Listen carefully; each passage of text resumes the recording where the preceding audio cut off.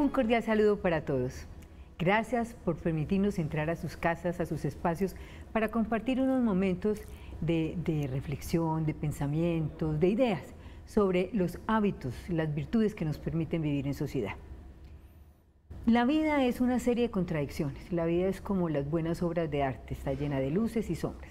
Está llena de momentos difíciles y momentos más alegres, de salud y de enfermedad. La vida es día y es noche, es tristezas y alegrías. Eso es lo común, eso es lo nuestro. Pero para poder transitar por esa vida sin que tengamos mucho sufrimiento, mucho dolor por esas contradicciones naturales a nosotros, necesitamos unas muleticas, una especie de herramientas para poder salir adelante.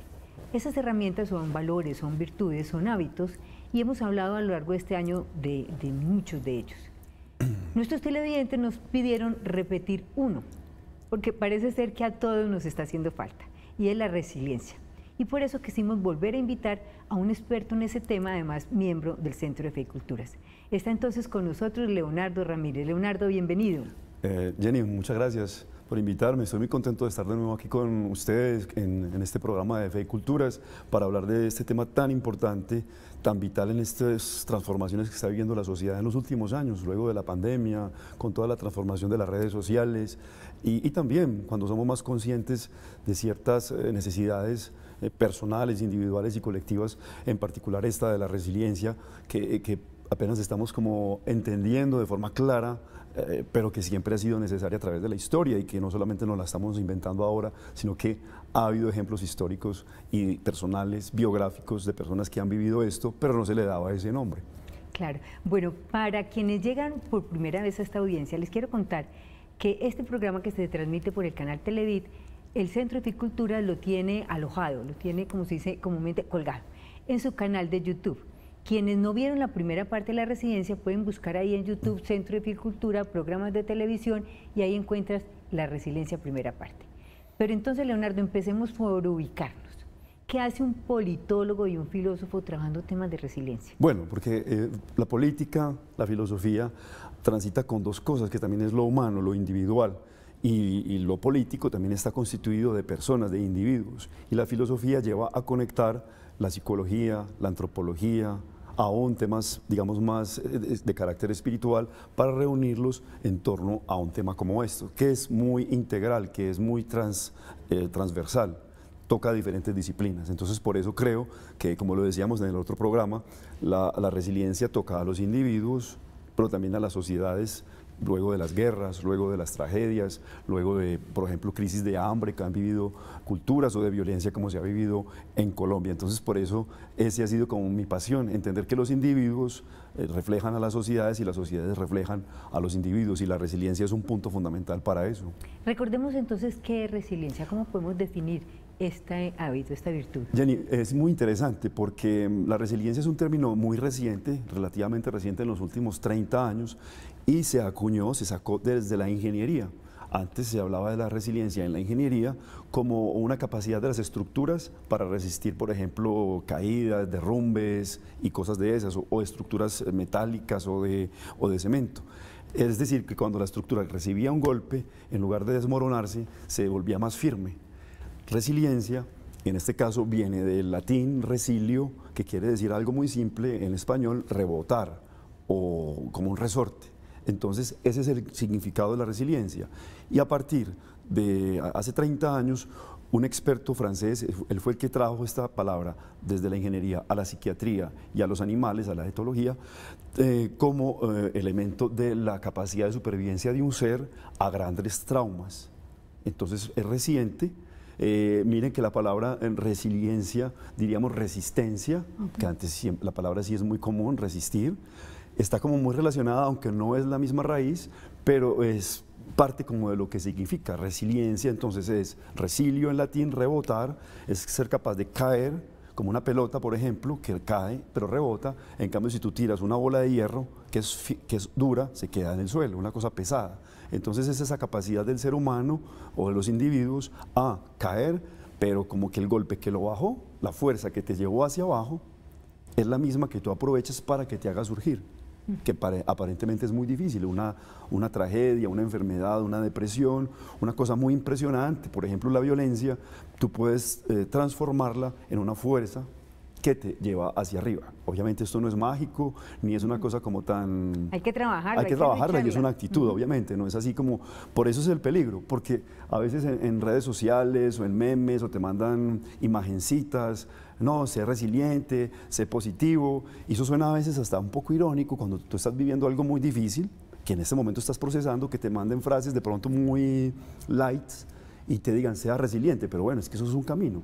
Eso es un proceso, es un aprendizaje y a veces pues también es un proceso del que tú sales al cabo de años, pues no es al cabo de un día, pues. Entonces, la resiliencia, entonces, para redondear, es esa capacidad de sacar de la fuerza que te hunde, de las cosas oscuras, de las fuerzas negativas, algo positivo.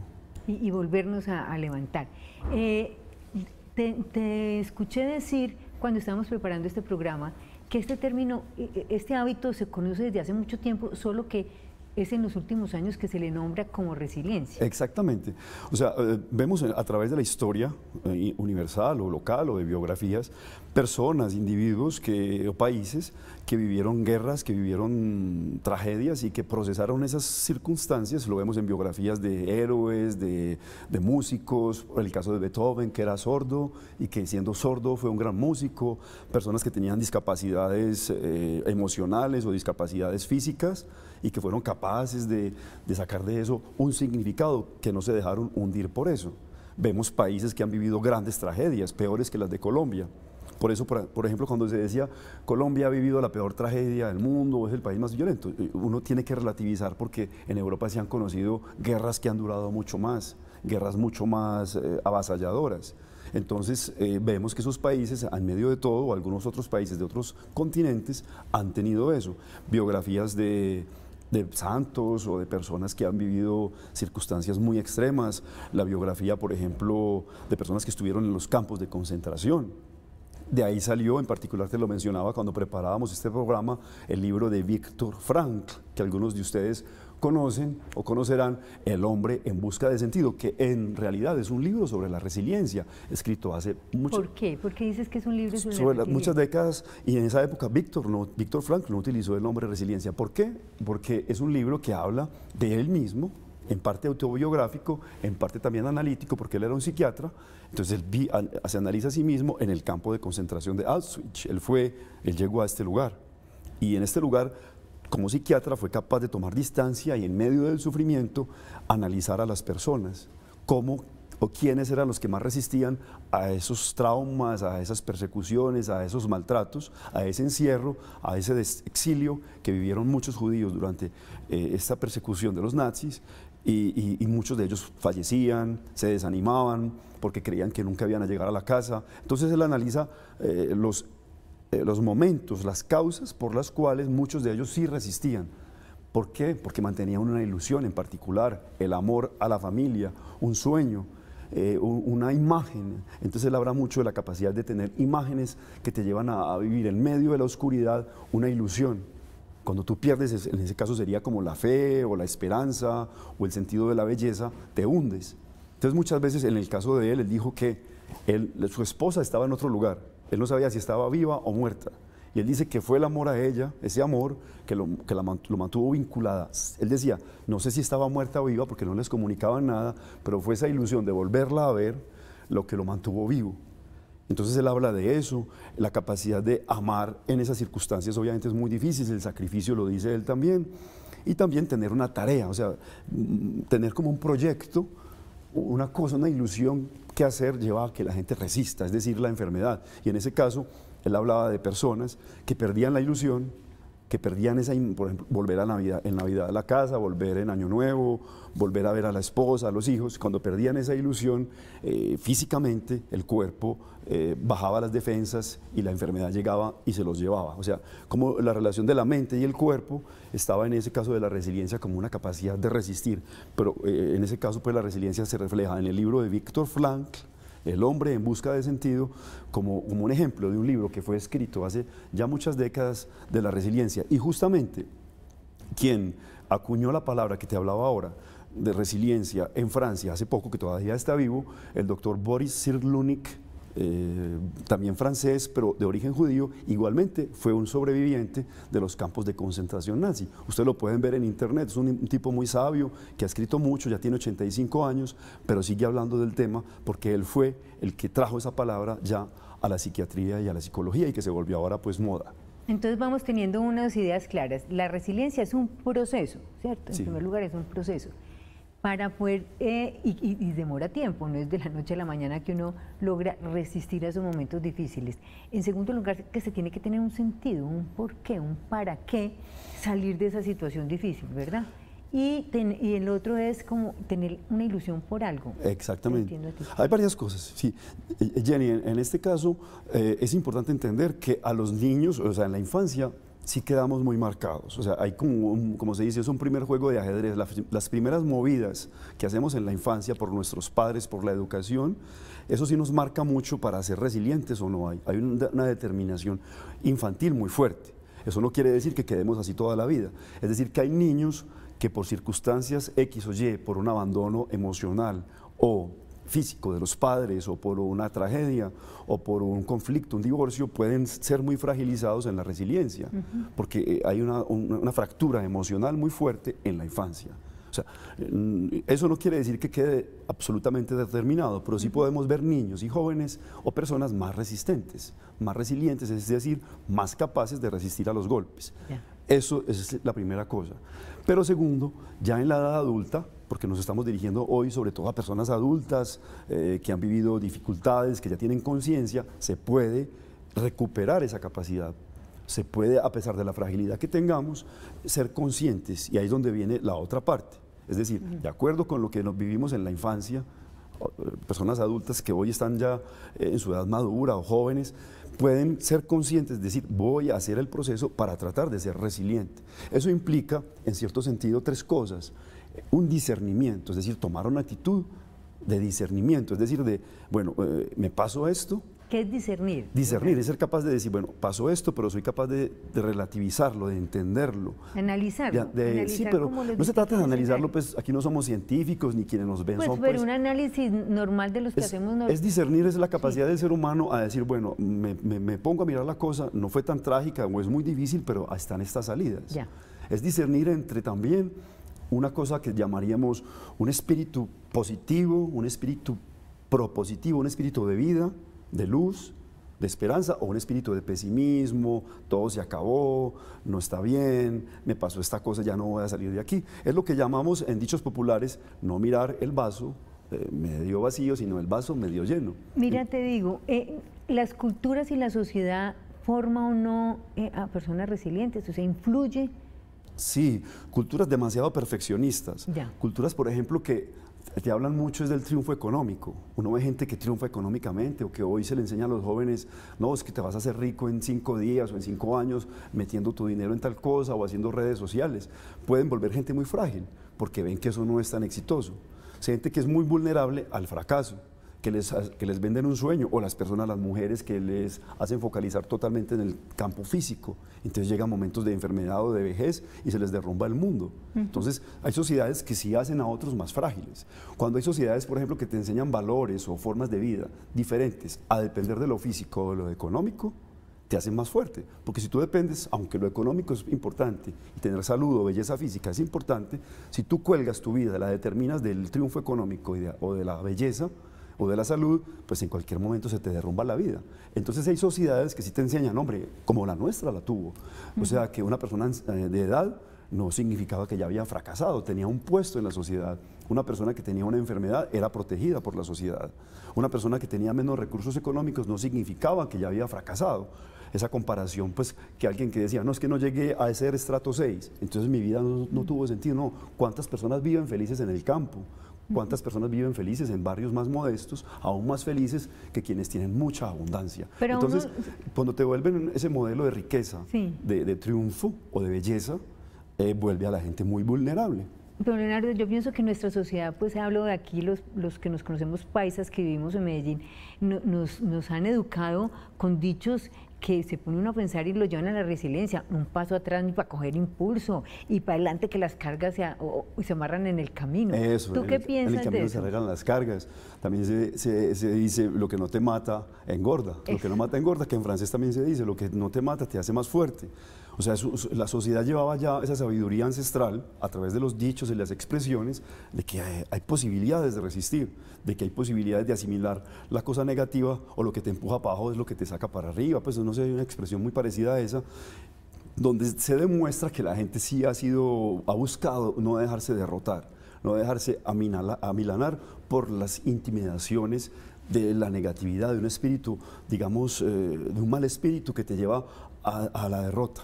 Entonces, vuelvo a esta actitud que la puede vivir una persona adulta, sin educación o con educación, una persona con una enfermedad, en ese estado espiritual o psicológico de decir, bueno, hay una fuerza mental que me lleva a estar triste, desconsolado, derrotado, pero hay otra en mí mismo que me lleva a estar consolado, alegre, con gozo, aún en medio de circunstancias muy trágicas. Tú pruebas que tienes como una alegría o una paz interior, que no significa que estés, como se dice, bailando en una sola pata, pero como que te consuela. Y ves otras personas que quizás tienen todo y son capaces hasta, como ocurre muchas veces, de suicidarse, de acabar con la vida, y uno se pregunta, ¿pero por qué? Si lo tenía todo, si era una mujer bella, si era un hombre con triunfo, si era una persona exitosa. En cambio vemos personas que viven enfermedades, momentos muy duros familiares, trágicas, tragedias a nivel familiar, o divorcios emocionales, crisis emocionales, y resisten, y creen, y están en la esperanza. Esa es la contradicción que vemos en el día de hoy, por ejemplo, cuando aparecen esas imágenes en televisión, o en prensa, o en redes sociales de personas famosas que acaban con su vida. Y uno dice, pero ¿por qué si lo tenía todo? Entonces, Leonardo, les faltó la resiliencia, sí, quizás. pero yo también, no sé, quienes tenemos o frecuentamos ambientes con personas jóvenes, porque somos profesoras o porque tenemos una familia numerosa, nos preocupa mucho la poca tolerancia al fracaso que tienen los jóvenes hoy en día. ¿Es falta de resiliencia? Sí, pues porque cuando decimos falta de resiliencia, no quiero como decir la palabra mágica, pues falta de resiliencia tenemos aquí la fórmula. La resiliencia es un conjunto, lo habíamos dicho, de virtudes también, pues ya te decía, la fortaleza, está también la justicia, la templanza, pues todas esas cosas, y está la esperanza como objeto que te lleva a seguir viviendo, una motivación. Entonces, quizás hoy, por una cantidad de información, de manipulación, de hacer querer a los jóvenes, encerrarlos en sus propios criterios, que se quedan solos, sin pastor, sin padre, sin guía, porque ellos dicen, muchos padres, no, hay que respetarles su libertad. Lo que ocurre es que se quedan solos en una cantidad de criterios, de bombardeos ideológicos, mentales, emocionales, pero sin un criterio, sin un norte, y hay una cantidad de muchachos, de pelados, como se dice, y niñas y niños, o jóvenes y mujeres jóvenes, que están solos, y que finalmente cualquier información, cualquier crisis, los lleva a autoderrotarse, y muchas veces en un acto como de soberbia, una soberbia, digamos, ingenua. No, es que yo soy el dueño de mi vida, yo soy el dueño de mi cuerpo, yo soy el dueño de mi futuro. ¿El dueño de qué? Si ni siquiera sabe quién es. Entonces muchas veces eso es lo que ocurre, que hoy, ese es el lado negativo de la información que llega hoy en redes sociales. Ya hablaremos del lado positivo. Las redes sociales, la información, la sociedad líquida que llamamos, puede llegar a una gran tragedia como la que estamos viendo de salud mental, como lo vivimos en nuestra ciudad y se vive en otras partes del mundo, y que muchas veces las autoridades tratan de esconder. Estamos en una crisis de salud mental. ¿Cómo se mide? Pues por la incapacidad de las personas a resistir los golpes, a seguir continuando la vida, a soñar con proyectos. Y pero eso entonces, está muy claro. ¿cómo ser resilientes en esa sociedad virtual y en una sociedad donde estamos tan solos, donde hay tantas personas solas? Pues ese es, como lo decíamos y lo hemos dicho, es un gran reto, pero yo creo que van surgiendo también. La sociedad misma también es resiliente, no solamente las personas. Ya. La sociedad va sacando también recursos, de decir, bueno, está ocurriendo esto, y salen a través de las mismas redes sociales o a través de otros elementos, fuerzas que llevan a decir, bueno, utilicemos esto para el bien. Y entonces, en ese caso, por ejemplo, las redes sociales pueden servir también para comunicar a la gente, para sacar a flote estas mentiras o estos engaños o este aprendizaje erróneo que ha habido en los últimos años, porque las redes sociales son una invención, Jenny, relativamente nueva. Pues eso lleva 15 años en cuanto tal, sí mucho. Entonces estamos frente a una cosa nueva que nos está bombardeando a jóvenes y adultos y a personas de más edad, y no sabemos qué hacer con eso. Gente adicta a WhatsApp, gente adicta a las redes sociales, pero también podemos encontrar mucha información que nos une, que nos lleva también a desmitificar cosas, a decir, ve, se está pensando esto, pongámonos de acuerdo, a crear comunidades culturales, espirituales, a que la gente se reúna de otra forma. Entonces es un arma de doble filo. No las condenemos, no digamos que todo es malo. Lo que pasa es que estamos enfrentando sí un fenómeno de destrucción o de construcción de las mentes y de debilitamiento de la autoridad paterna, no solamente de la autoridad, sino de la presencia del padre, de la madre, del círculo familiar. Y eso lleva a que los papás, como decir por así decir, el papá de muchos jóvenes es el celular, la mamá de muchos jóvenes es el celular.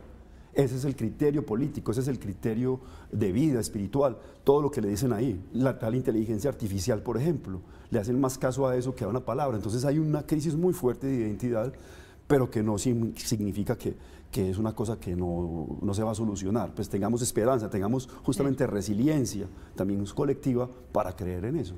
Como ya en la parte final del programa, Leo, hablemos del lado espiritual de la resiliencia. Bueno, en ese sentido conectamos de nuevo con lo que hablábamos del discernimiento. O sea, eso es una parte psicológica, es una actitud de contemplar. También está la capacidad de consolación, de consolarnos los unos a los otros, de estar presentes, que eso es una parte pues, humana, no es espiritual. Y también de reconciliar, de estar pues, como en comunicación con los demás. Entonces aquí entro a eso. Obviamente el ingrediente espiritual es muy importante, pues si se habla de temas como hablábamos de fe, la fe como elemento, digamos, no hablamos solamente de tener fe en Dios o en Jesucristo o en la parte cristiana, sino tener fe en algo. Hoy se dice tenga fe en esto, tenga fe en su futuro, tenga fe en sí mismo, tenga fe en la fuerza espiritual del amor, o tenga fe, no sé, en la luz. Eso es un llamado. Hoy se volvió general, no solamente de una religión, la esperanza obviamente. Tener esperanza está en ese mismo, y claro. Fe viene de fiducia, de confiar, y está, obviamente, se insiste mucho, aunque hay que decirlo muy bien, el amor, que no se vuelva pues una palabra de cajón, pero el amor como vínculo, como confianza, demuestra científicamente, socialmente, que donde hay confianza, donde hay vínculos pequeños y grandes, no hablemos del amor a gran escala, la gente sobrevive más, la gente resiste más, donde hay comunión.